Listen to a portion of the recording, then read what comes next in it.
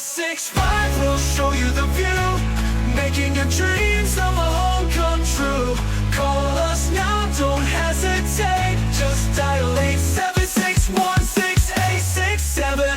+65 will show you the view, making the dreams of a home come true. Call us now, don't hesitate. Just dial 876-16867. This episode is brought to you by Team +65. Hey everyone, welcome back to the Golden Nuggets podcast. This is part 2 with Wanti. Alright, so Wanti, the last part of part 1, you shared about your journey running a courier business. I think aside from the patience thing, I believe another thing that really helped you nowadays as an agent is knowing the roads in Singapore. Actually, quite true lah, but not all lah. I still rely on GPS. Yeah, of course. But at least you know a lot more places as compared to the lay person. Right? Correct. Yeah. Okay. So after that, you started a baking business. Right. Why that shift? Aside from the fact that it's tiring. I've always liked being in the kitchen. I've always liked baking and cooking. Okay. So you've already had that passion in I you. started cooking at a very young age of 7. Oh, okay. So my mom taught me how to cook. My mom and dad taught me how to cook from a very young age because they were working and I had to take care of Gabby. So was making meals for her and all that. So it developed an interest. And then at 13 I was already baking. Oh, okay. Yeah, like courier every year and all that is always me lah. So I've been baking since that age. So it started off as a passion. So then after that, decided to make it into a business lah. Yeah. So but when overflowing with orders and all that, the passion kind of died. Yeah. To be very honest, the passion died. Overflowing of orders means you really cook well. And bake well. Alhamdulillah. Okay lah. Especially for Raya, like when but I'm a one man show. It's a one woman show, so it's very very tiring, and there's only so much I can take. Yeah. So even just within the family itself, already the orders that comes in can be by the thousands already in terms of bakes for kuih for example. Okay. Yeah. So already very very penat. But just to ask you, is it something that you still like to do now? The past couple of years, I really hang my apron. Okay. For baking. Yeah. Only Because maybe I wanted to understand whether it was like loss of passion or just jaded because of like the constant orders. Yeah, maybe jaded. Yeah. But I try because my family very picky. They only want things that I bake. Okay. So I try to only bake for very very small circle. Okay. Those that really really in my ride or die punya list. How do I sign up to be part of this inner circle? Yeah. So like last time I had to bake like cake lapis like banyak gila and melon, and one cake lapis back then was like 2.5-3 hours. Haven't include cooling time and all that, packing and then delivering. Yeah. So very very tiring lah. And when I first started, I had no baby, so helper. So washing also myself, packing, so the rest just eat only lah. So then after a while it got so tiring, and I think I mentioned before in the podium that I had now like carpal tunnel. So from rolling of too much fondant, when you do like 5 tiers wedding cakes, the fondants are heavy. 5 tiers. Yeah. Highest was what? I think I did 8 tiers. 8 tiers. Yeah. I'm curious, how expensive are wedding cakes? Especially those Okay, actually multiple tiers. it can be very expensive. But I try to bring down the price to as budget as possible because I cannot match to the other bigger companies where their prices are really like maybe 10 tiers can be $3,000, right? 3,000 plus. Maybe mine half of it or a little less than that. Yeah, because it really depending the price of fondant is expensive, and although sometimes for like 8 tiers or even 3 tiers, for example, 3-4 tiers, probably only one is real. The two are dummies. Yes. Right? But the outside is real lah. The outside fondant is all real. But the real cake is probably the biggest cake below or the smallest cake on top. Depending what they want. And then if they want edible flowers, so I have to make the edible flowers. Oh. If they don't mind, I'll just buy store-bought one. Yeah. Or if I try to push for fresh flowers lah, Uh-huh. because that's the easiest. Mm. Okay, fresh flowers, I have to still go to the floor, to the nursery. I have to arrange, and it's not just the cake itself; it's the whole table arrangement. And then I have to set up and then tear it down later at the end of the majlis. You know? Yeah. So it can be the design. The price depends on the design. Okay. Yeah, if they want very intricate ones, then obviously you have to charge higher lah. But sometimes the simpler the cake, the more tougher it is. Yeah, the more clean look, the more I stress because it must be perfect. Yeah. Because if it's a lot of flowers or whatever, I got one lubang, I put one flower there, you know. Yeah. Actually, I'm curious about fondants. Oh, what are you curious about fondant? It's purely sugar. First of all, yeah, to me it's not nice at all. It is not nice unless you. But why is it that like nice. back then I don't know. Popular. Nowadays it's not really common. From what I see If they make themselves marshmallow fondant, is quite nice. Okay. But it's not as stable as the store-bought ones in the tub. So the purpose of fondant cakes is to make sure it's stable and can last It's throughout just the the whole. design lah, and last throughout the day. But of course, if you were to put like a red velvet cream cheese from morning to afternoon, it might go stale lah because it's cheese, dairy and all that. Not so advisable lah. Okay. Wow. You must learn about all the different ingredients that especially if those who use like purely butter or margarine. Well, it might melt, you see. So you must use shortening so it's more stable, that kind of thing. Okay. And your baking career is just before your real estate, right? Yes. Actually, it's quite interesting, no? Because technically It's a full switch. Yeah, it's a 360 degree. no, but it's not like that. That means your client who got married eventually needs a house, right? Yeah. Actually, quite true.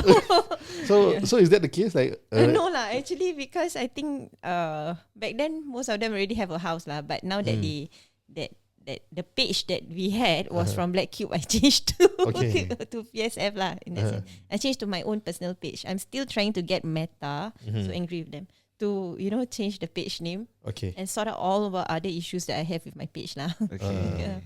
Okay. I have one question because just now you mentioned earlier you had to learn cooking, right? So that you can cook for Gabby also, right? This question is very similar to Ami's question.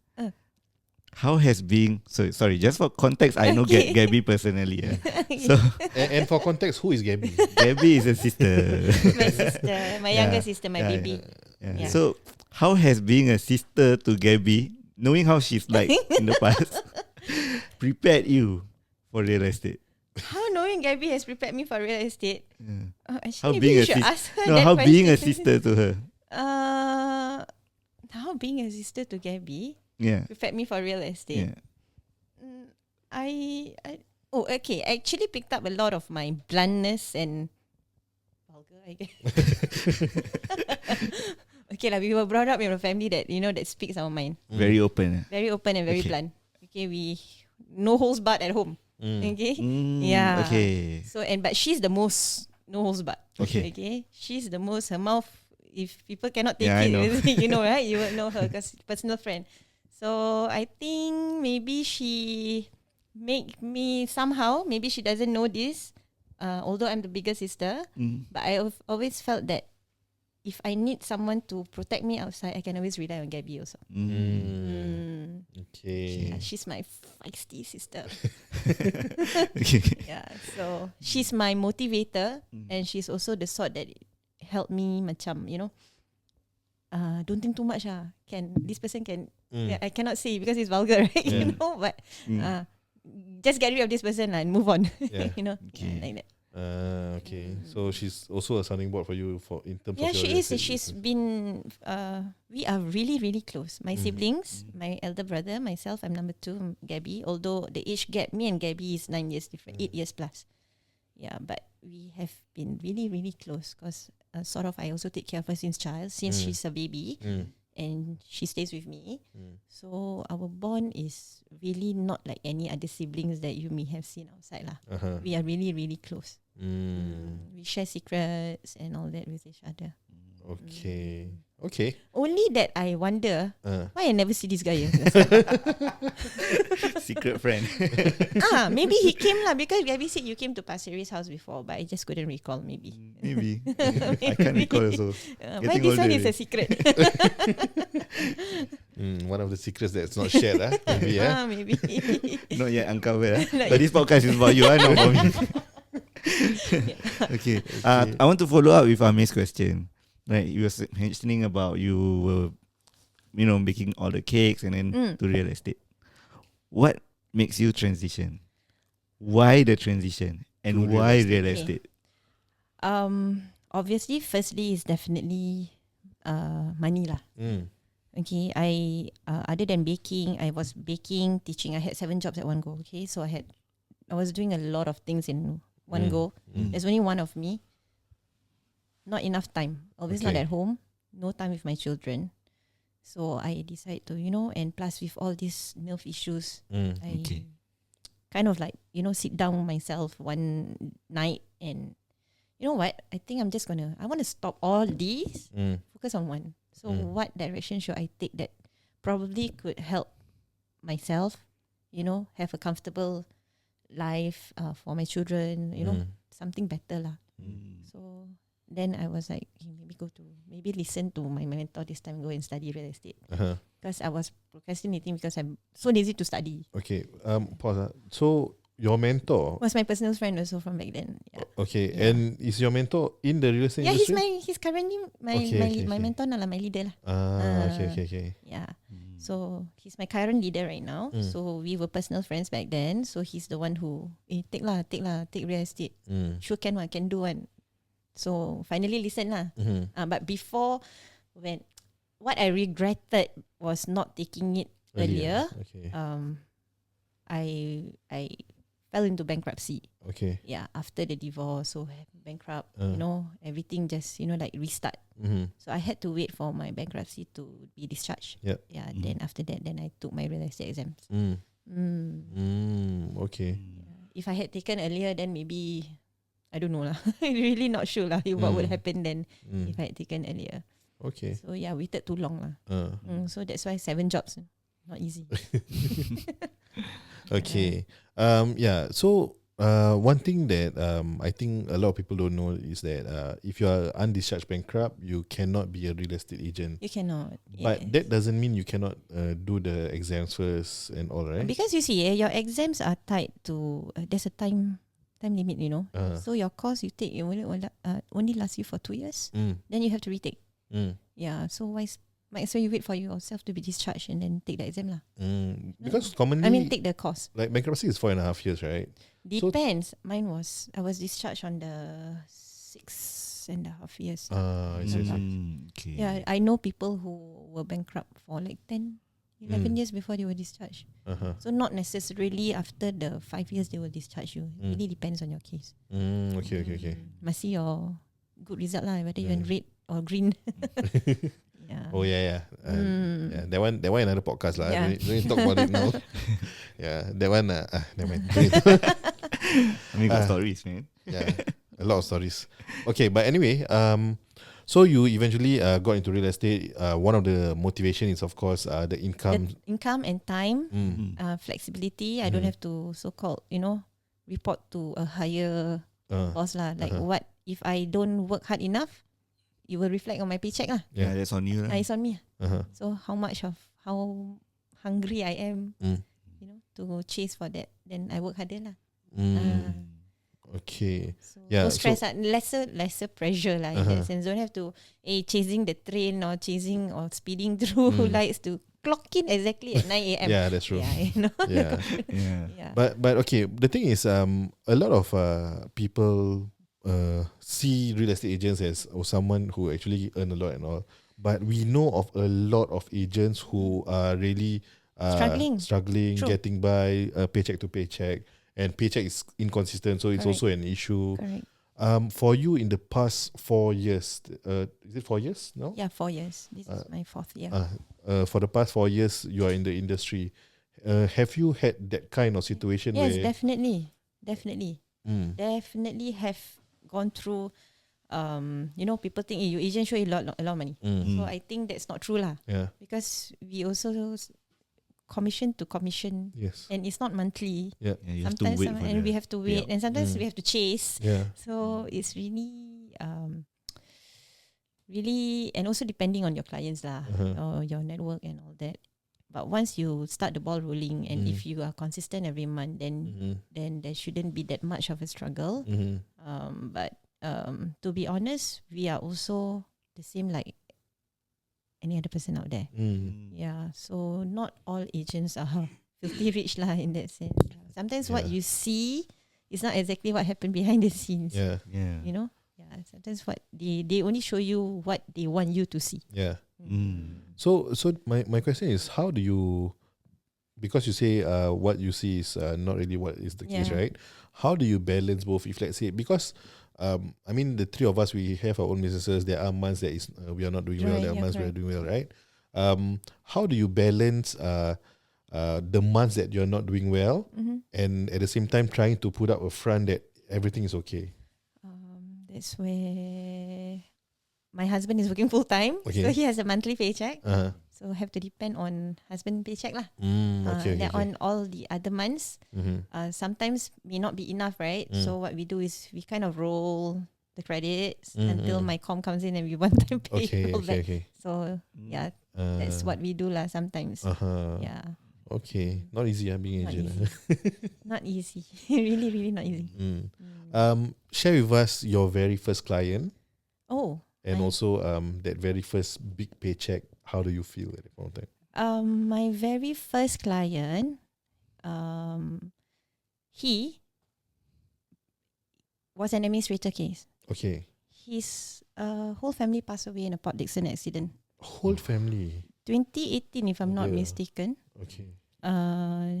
Port Dickson, tipper truck, I think, ran over his family Car. car, Honda Stream or something like that lah. Oh my god. So it was big on the news. So he was my personal friend. So his name is Hamka, and his family, his dad back then was running this motorbike workshop at RS Center, something like that. RS Services at Kaki Bukit Otobe. Okay. It's still there. So if you guys want to go and support. So he was I think he and his other brother was the only one left. So parents and two sisters passed away on the same day at the same time. Oh dear. Yeah, so it was a big case lah back then. So I was helping him with his case lah. He was actually my first case. There were two running at the same time. So I had one who is a single who just turned 35.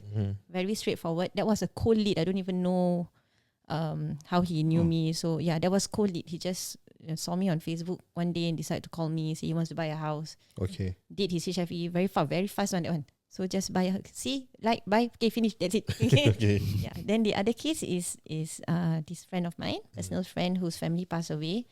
So rumah also, the house is already empty and all that. So he gave me the keys. He was staying at Teck Whye back then. So I think a bit more emotional lah. Okay. Because that family was where he grew up with his whole family, to just lose all of them one day at the same time. 4.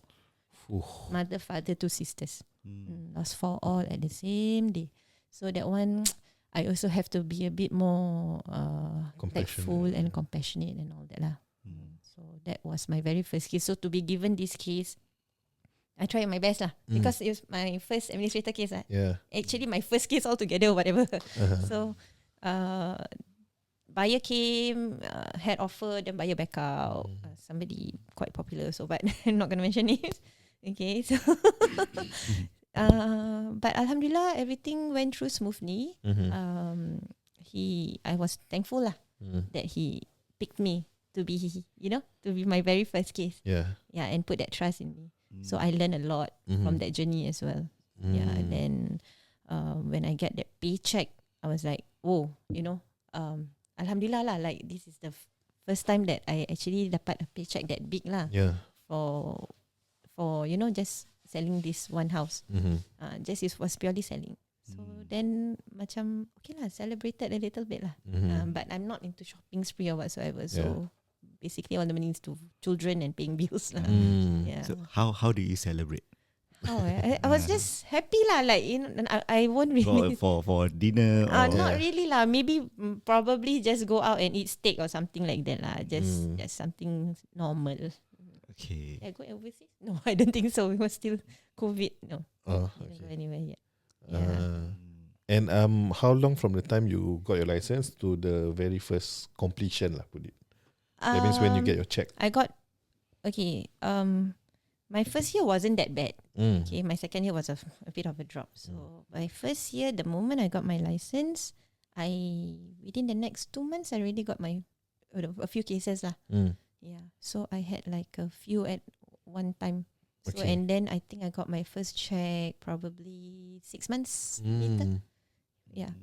5 or 6 months later. Okay. Mm. Wow, interesting. And I think in the podium segment you mentioned that later on you also have quite a number of administration cases, right? Yeah, actually a lot of my cases are administrator cases. A lot of parents pass away or something like that lah. So those become administrator or executor cases. Yeah. Yeah, So my question is, what is your best advice for someone who has an aging parents, you know, and the aging parents is still the ones who is the main or sole owner of the house? What would you suggest to the kids? Would you suggest them to have a sit down with the parent and then discuss about how this is going to be, or the preparation? Yeah. How would you advise? It's a very touchy topic. Yeah. Recent case already had an existing client called me to ask for advice. Say, my mother, and actually that one mak angkat, Okay. not even biological mother, Wow. but he's been taking care of her. Muslim. Okay. So he asked me how to talk about this kind of thing. Yeah. Okay, but I think she recently passed away. So now macam a bit huru-hara lah, because adoptive children, right, don't really have a share. So my advice to all those who have aging parents, sit down with them and ask them, you know, how much you want to give, you know, like what are your plans after you pass? Yeah. How you want us to distribute this house? Okay, do up a will if you can. Do your nominations. Get the paperwork done lah, to avoid any adik-beradik bergaduh, which is very common, in our Malay community, unfortunately. So doing up your will is very, very important. Okay. And a lot of people forget. Most of us are all covered by DPS, but everybody forget that DPS is not part of your nomination. Okay. That one is a separate nomination. You have to fill up a form 4 if I'm not mistaken. Okay. Yeah, it's under Great Eastern. Look it up. Okay. It's still a lot, no? It can be 70k, Oh, 30k, 70k, 100k also depending. Yeah. I see. Okay. This DPS thing later we can talk about it lah. Yes. It's under SPF lah, so just look it up. I But think people we don't learned know. quite People a few forget. things from this episode Yes. itself. Correct. Yeah.